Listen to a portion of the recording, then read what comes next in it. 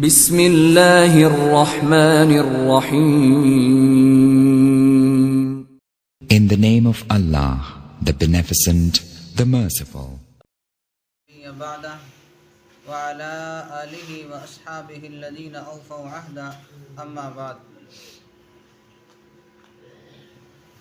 رمضان المبارک اور قرآن کریم ان کو آپس کے اندر بڑی نسبت ہے، آپس کے اندر بڑا جوڑ ہے، لہٰذا اسی مبارک مہینے کے اندر قرآن کریم کا نزول ہوا. نبی کریم صلی اللہ علیہ وسلم اس مہینے کے اندر حضرت سیدنا جبرائیل علیہ السلام کے ساتھ دور فرمایا کرتے تھے. دور کہتے ہیں آپس کے اندر قرآن مجید سننا اور سنانا. تو سیدنا جبرائیل علیہ السلام رسول پاک صلی اللہ علیہ وسلم کے پاس آتے، رسول اللہ صلی اللہ علیہ وسلم انہیں سناتے اور وہ رسول اللہ صلی اللہ علیہ وسلم کو سناتے. تو لہٰذا اس مہینے کے اندر ہمیں قرآن کریم کی تلاوت کا بہت زیادہ اہتمام کرنا چاہیے. صحیح مسلم کی روایت ہے، عن زید رحمہ اللہ انہ سمع ابا سلام یقول حدثني ابو امامۃ الباہلی رضی اللہ تعالی عنہ قال سمعت رسول اللہ صلی اللہ علیہ وسلم یقول اقرأ القرآن فإنه يأتي يوم القیامة شفیعا لأصحابی. کہ آپ صلی اللہ علیہ وسلم نے ارشاد فرمایا کہ قرآن کریم کی تلاوت کیا کرو، اس لیے کہ قرآن کریم قیامت کے دن اپنے پڑھنے والوں کی سفارشی بن کر آئے گا، اپنے پڑھنے والوں کی سفارش کرے گا اور قرآن کریم کی سفارش قبول ہوگی. لہٰذا میں اور آپ اگر ایک پارہ تلاوت کریں تو انشاءاللہ ہمارا ایک مرتبہ پورا قرآن کریم مکمل ہو جائے گا. اس پر زیادہ سے زیادہ 20 منٹ لگتے ہیں، کسی کے کچھ زیادہ منٹ لگ جائیں گے، کسی کے تھوڑے لگ جائیں گے. تو اگر ہم آدھا گھنٹہ قرآن کریم کو دے دیں تو انشاءاللہ ایک بار قرآن کریم مکمل ہو جائے گا. اور اگر 1 گھنٹہ قرآن کریم کو دے دیں تو انشاءاللہ 2 پارے ہر بندہ پڑھ لے گا اور اس کا یوں 2 مرتبہ قرآن کریم مکمل ہو جائے گا. ہم اپنے اکابر کو دیکھتے ہیں تو اکابر علماء انہوں نے قرآن کریم کی تلاوت بہت زیادہ کی ہے. جس طرح کہ امام اعظم ابو حنیفہ نعمان بن ثابت نور اللہ مرقدہ کے بارے میں آتا ہے کہ قرآن کریم رمضان المبارک کے اندر 61 مرتبہ ختم کیا کرتے تھے. 1 مرتبہ دن میں ختم کیا، 1 مرتبہ رات میں اور 1 مرتبہ تراویح کے اندر. تو 61 مرتبہ قرآن کریم مکمل کیا کرتے تھے.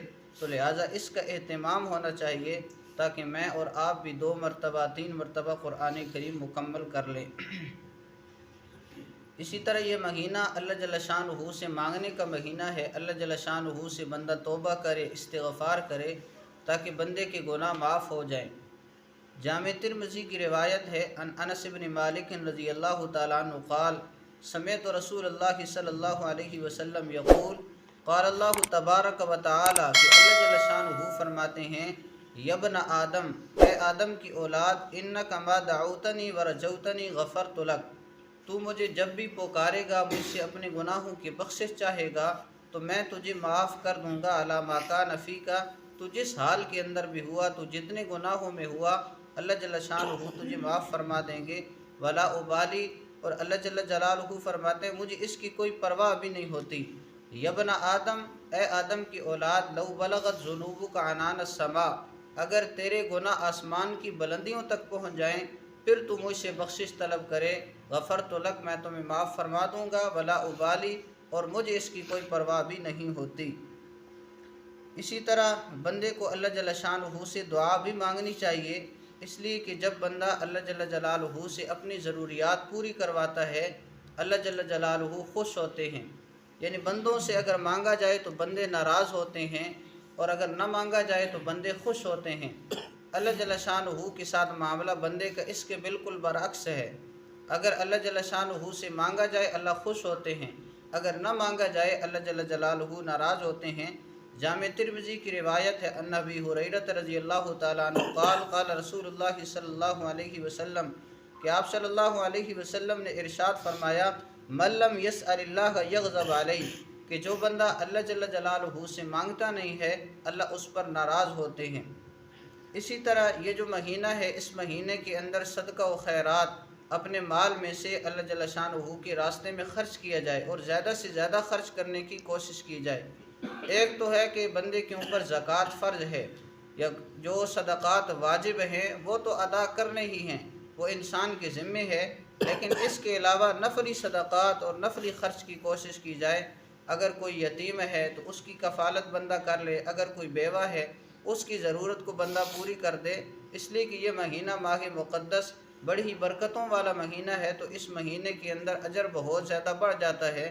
تو اس لیے ہم ایسے گھر تلاش کریں کہ جن گھروں کے اندر ضرورت ہے تو ہم اپنے پیسے سے ان کی مدد کریں۔ اور صحیح بخاری کے اندر روایت آتی ہے عن ابن عباس رضی اللہ تعالیٰ عنہما قال کان رسول اللہ صلی اللہ علیہ وسلم اجود الناس وکان اجود ما یکون فی رمضان حین یلقاہ جبرائیل وکان یلقاہ فی کل لیلۃ من رمضان فیدارسہ القرآن فلرسول اللہ صلی اللہ علیہ وسلم اجود بالخیر من الریح المرسلہ، کہ آپ صلی اللہ علیہ وسلم رمضان المبارک کے مہینے کے اندر بہت زیادہ سخاوت فرمایا کرتے تھے۔ جب سیدنا جبرائیل علیہ السلام سے ملاقات ہوتی کہ جب آپ صلی اللہ علیہ وسلم ان کے ساتھ قرآن کریم کا دور کیا کرتے تھے تو آپ صلی اللہ علیہ وسلم کی سخاوت اور زیادہ بڑھ جاتی تھی اور باد رحمت سے بھی زیادہ بڑھ جاتی تھی، تو آپ صلی اللہ علیہ وسلم اس مہینے کے اندر بہت سخاوت فرماتے۔ تو لہٰذا اس مہینے کے اندر خاص طور پر ہمیں اس چیز کا بھی اہتمام کرنا چاہیے۔ باقی جب انسان روزہ رکھتا ہے تو روزہ رکھنے کی وجہ سے طبیعت کے اندر خشکی آ جاتی ہے، انسان کی طبیعت میں چڑچڑا پن آ جاتا ہے، تو اس لیے صبر سے کام لینا چاہیے اور بندے کو صبر کرنا چاہیے۔ آپ صلی اللہ علیہ وسلم نے ارشاد فرمایا لیس الشدید بالسرعہ انما الشدید الذی یملک نفسہ عند الغضب، کہ پہلوان وہ نہیں ہے جو غصے کے وقت کسی کو پچھاڑ دے، بلکہ پہلوان وہ ہے جو غصے کے وقت اپنے غصے پر قابو پا لے۔ تو لہٰذا ہمارے اندر صبر کا بھی جذبہ ہونا چاہیے۔